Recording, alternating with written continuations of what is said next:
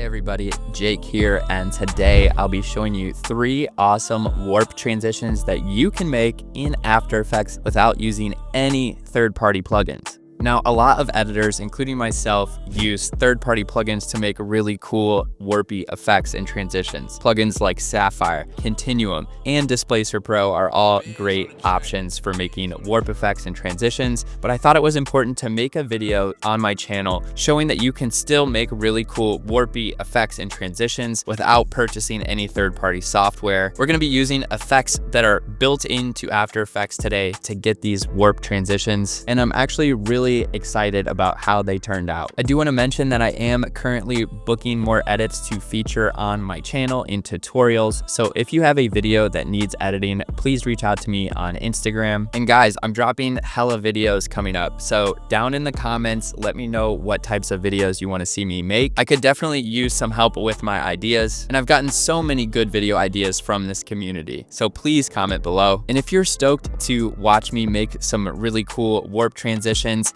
make sure to hit the like button below and let's dive in.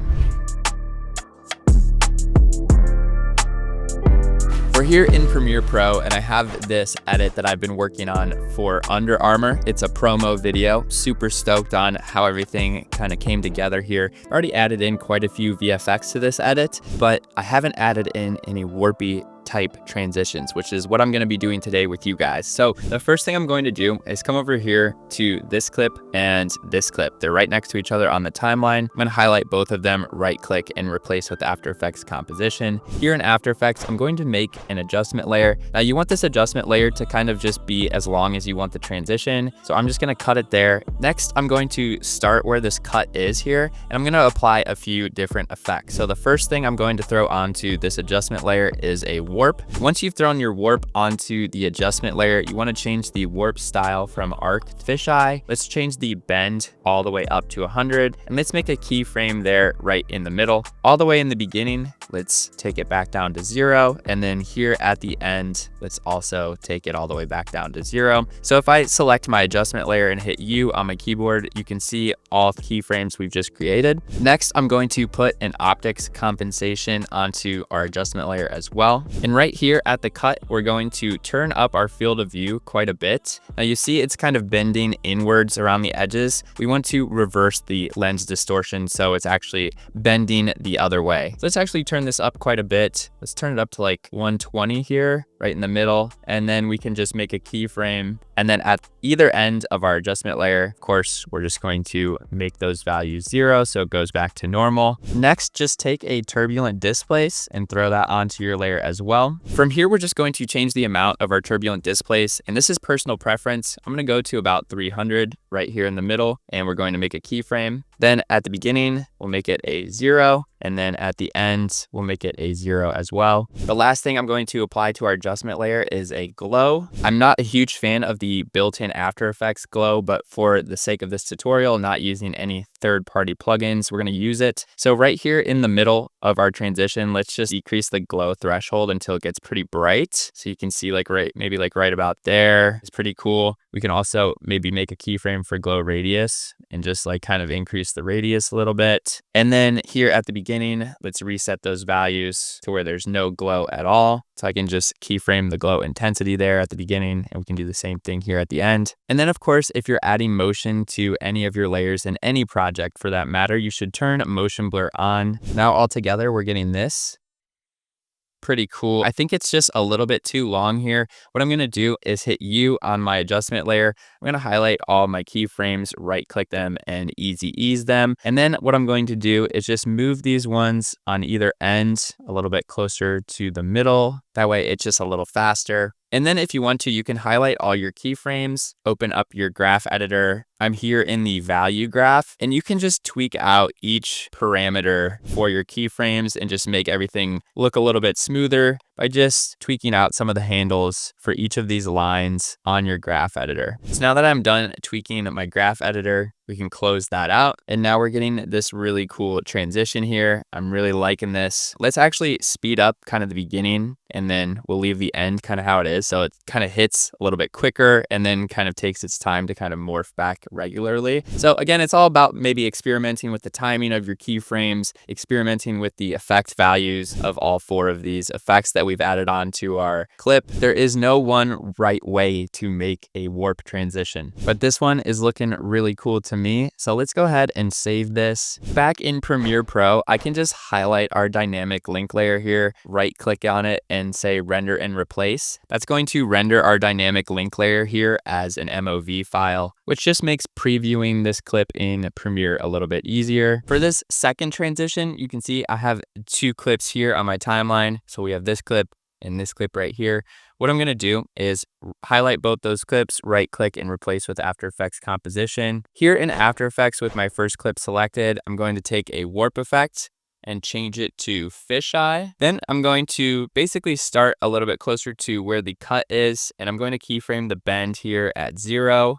And then before the cut, it's gonna kind of jump up here. Let's go to like 90. And then right as the cut happens, it's gonna be a negative 100. So if I hit U on my keyboard, I can pull up those keyframes. You can see it kind of like comes out at the screen and then back in. I'm going to highlight my keyframes, right click and say easy ease. Then we can open up the graph editor and just tweak the speed ramps for these keyframes. I want it to be really quick right before the transition. And then to smooth things out even more, let's go ahead and turn motion blur on, close our graph editor. So now all together, we're getting this pretty quick, clean, and simple. We could probably just leave this as is, but what I'm going to do is take the same effect and apply it to my second clip, change it to fisheye. And this one, we're going to start it really far down, and we're going to make a keyframe there for bend at negative 100. And then it's going to kind of like slowly come up to 0. If I hit U on my keyboard, I can see my keyframes and just easy ease them again. On the second one, we're going to open up the graph editor and just tweak it so that it kind of really comes in gradually here. Then I can close my graph editor, turn motion blur on for this layer. And now all together, we're getting this. So definitely looks a little bit smoother with the second clip having warp placed on it. Now what you can do is right click in your project and create an adjustment layer. And I'm basically just going to cut this adjustment layer right above our transition. So right about there. And on this adjustment layer, I'm going to apply a CC radial blur. And we can just click and drag that on here. Now I'm going to change the type from scratch to centered zoom. And right here at the cut, we're just going to take the amount and increase it. And you can see it kind of just adds more blur towards the middle of our cut. And it's just going to really smooth out our transition this way. So I'm just going to keyframe the amount there in the middle during the height of this transition. And then at either end, I'm going to make it a 0. It's right there. And then as it's kind of coming out, we can make it a 0 as well. And then of course, I'm going to highlight my keyframes and just easy ease them. And now all together, we're getting this super smooth, super clean, and very stoked on how this one turned out. Back in Premiere, we're just going to add one more warp transition between this clip right here and this clip right here. So let's take both of these clips and replace them with After Effects. All right, so with our clips here in After Effects, I'm going to make a new adjustment layer. And again, we're just going to cut it over the area of the transition that we want the transition to happen. So it's not going to be super long, just have it stacked above both my clips here. Apply a motion tile to this adjustment layer, and we're going to increase the output height and width to about 1,000. And then we're going to mirror the edges. That way, the next step, when I apply this transform, you can see when we move our transform properties around, it's going to mirror the edges around our clip. So pretty cool effect. I really love motion tile for that reason. So now what I'm going to do is keyframe the transform position here in the beginning. And then at the end, we're just going to take the position and move it down. So I'm just going to adjust the position here until we end up kind of with the next shot in the frame how it should be. So right here, you can see the next shot starting to come in here. You can almost see the bottom of the clip right here, kind of just the bottom of the actual video itself so that it lines up pretty much perfectly. Now that we have our transform effect applied, you can see as I scroll over, it's going to start moving right there, and it's going to end up in the position of the next clip. What I'm going to do from here is easy ease these keyframes. Let's open up the graph editor and just tweak this out so we get a nice smooth speed ramp. And then of course, anytime you're adding motion to your videos, you want to turn motion blur on. Now all together, we're getting this. So pretty crispy already. But what we're going to do is just add some warpiness to this. So I'm going to make a new adjustment layer, and I'm going to do the same thing. I'm just going to cut it right where we want our transition to be happening. On this new adjustment layer, I'm going to apply a warp. We're going to change the warp style to fisheye. Right at our cut, again, we're going to make the bend like pretty extreme. I actually don't think we have to go to 100 for this. Let's go to 80. And then we're just going to make a keyframe there at the cut, here at the beginning, make it a 0, here at the very end, also make it a 0. Make sure we move our keyframes where they need to go. I'm going to easy ease these keyframes as well. And now all together, we're getting this. Looks pretty cool. I think the last thing I'm going to do with this warp transition is just add a little flash. So let's take a brightness and contrast, throw it onto our new adjustment layer. And right at the cut, we're going to increase the brightness, increase the contrast. And then we're going to make keyframes there. And then here at the beginning, we can make both back down to 0. Here at the end, both of those will go back down to 0 as well.